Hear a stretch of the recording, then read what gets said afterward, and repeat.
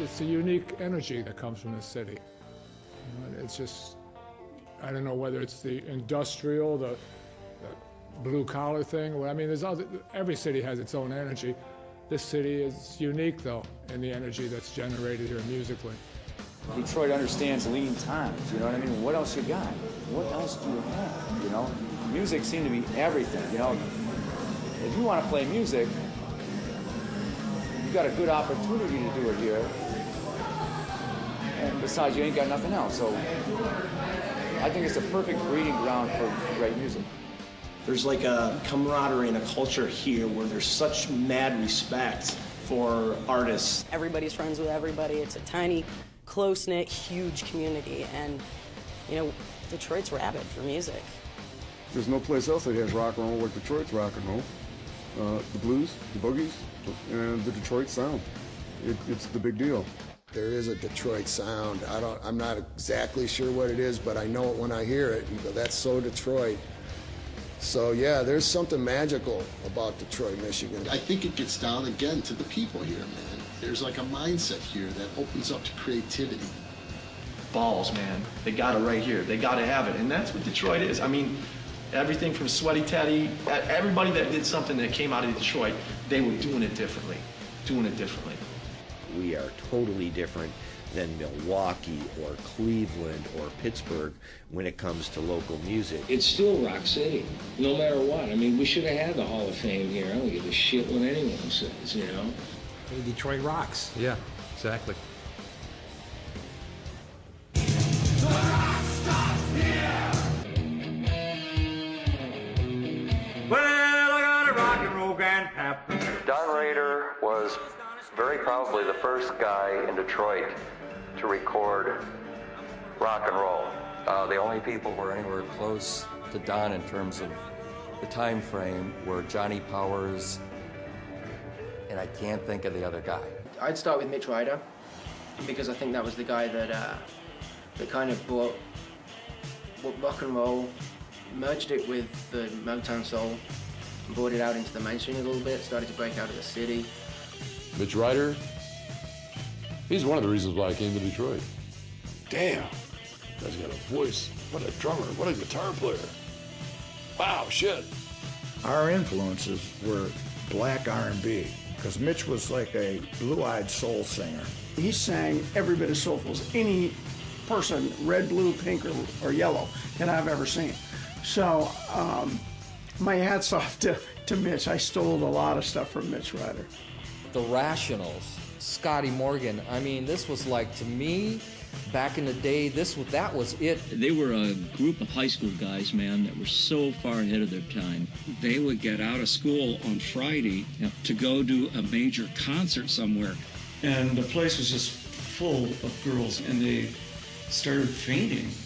SRC, I always just like SRC, Scott Richard Case. Scott Richardson was the most exciting lead singer I've ever seen.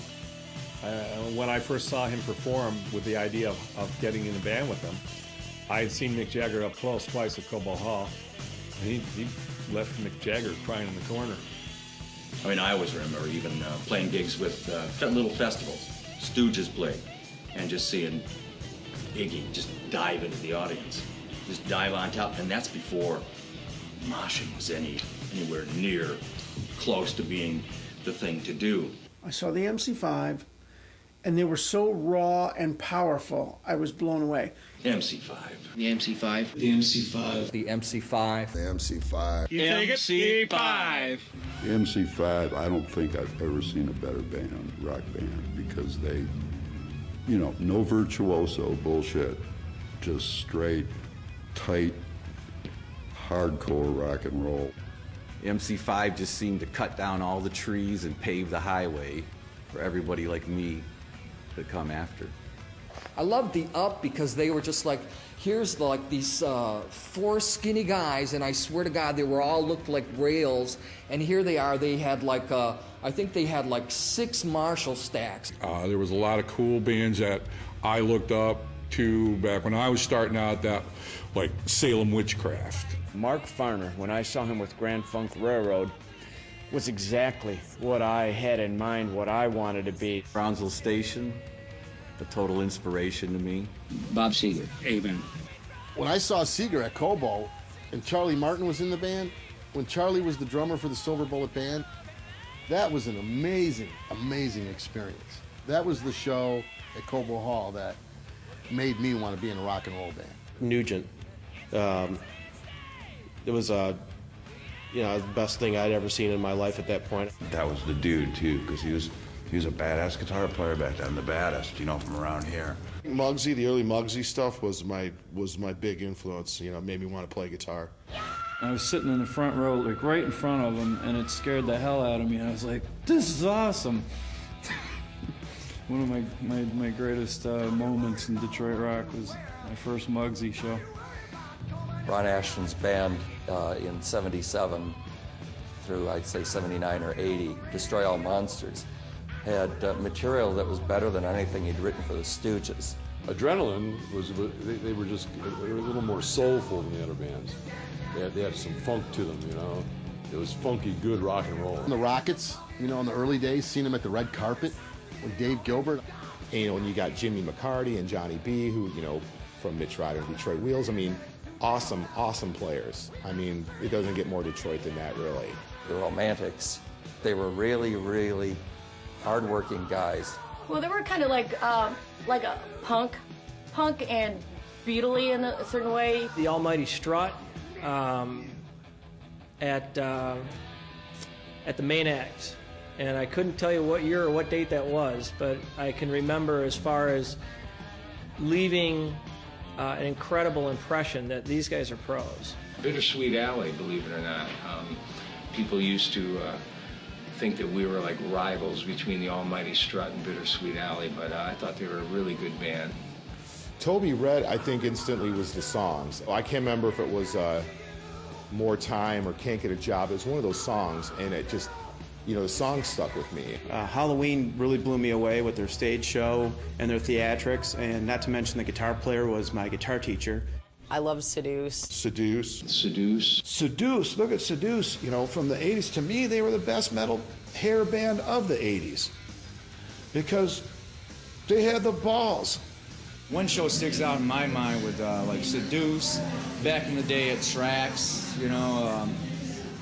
walking in at the end of the night and just seeing just blood all over the dance floor, and you go into the John, there's blood all over the John. At that point, those people were sold on Seduce, Those people were just passionately mad about Seduce, and it was like some kind of crazy sacrifice that these people were willing to endure to see Seduce. And you just see something like that, you just go, I'm sold. Sponge. It was a band that I listened to a lot growing up, and in later years I became friends with a lot of the guys, and it kind of gave me hope in a sense. Upon meeting them, I realized that they were just kind of normal guys like everybody else, but yet they had made it to the spotlight. They had a lot of #1 songs on the radio, and kind of gave me hope in the sense that maybe one day I could possibly make it. I was a big Overloaded fan. I went to almost all the shows. Kind of gave me the motivation to get out there and start playing on my own. For Nino from the Shram Band, he jammed with them for a while, jammed with everyone in town, and Joe Tabul at the time was in Bridge, and then he moved on to Ugly. Those were my 2 biggest influences before anyone knew who I was.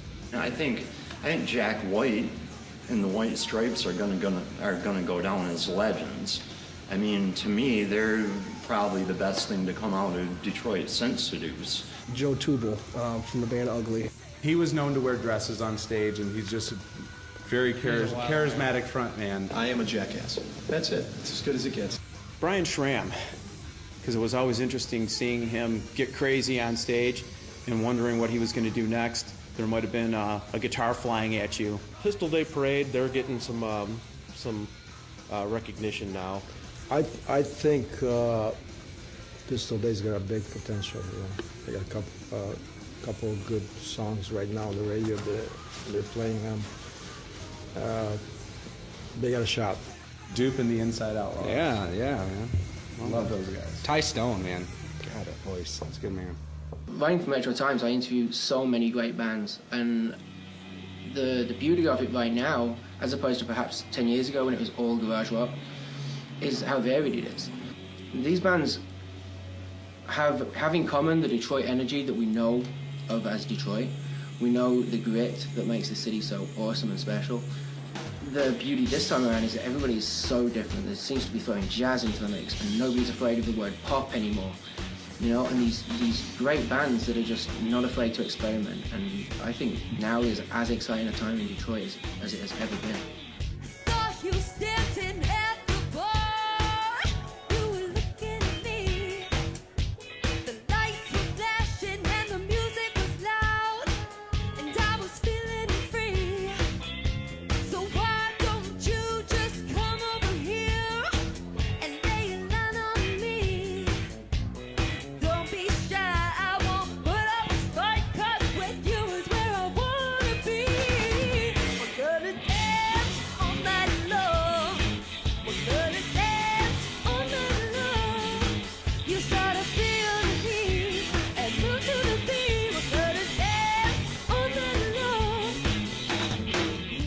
We look up locally to great live acts, stuff that can really like draw in a crowd and lead a group of people, you know? Entertainment. Yeah.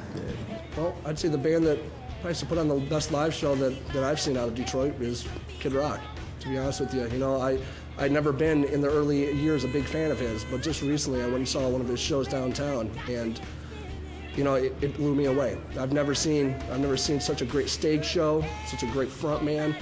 He puts an all new meaning behind the word rock star, in my opinion. The live show is key if you're a Detroit rock band. Detroit audiences love a show. They don't just love a show, they expect a show. And if you don't give them a show, you ain't shit. Detroit audiences are very passionate about their music, about their local artists, and about local bands. What makes these kids and generations for 50 years here love all these bands so much, all this rock and roll?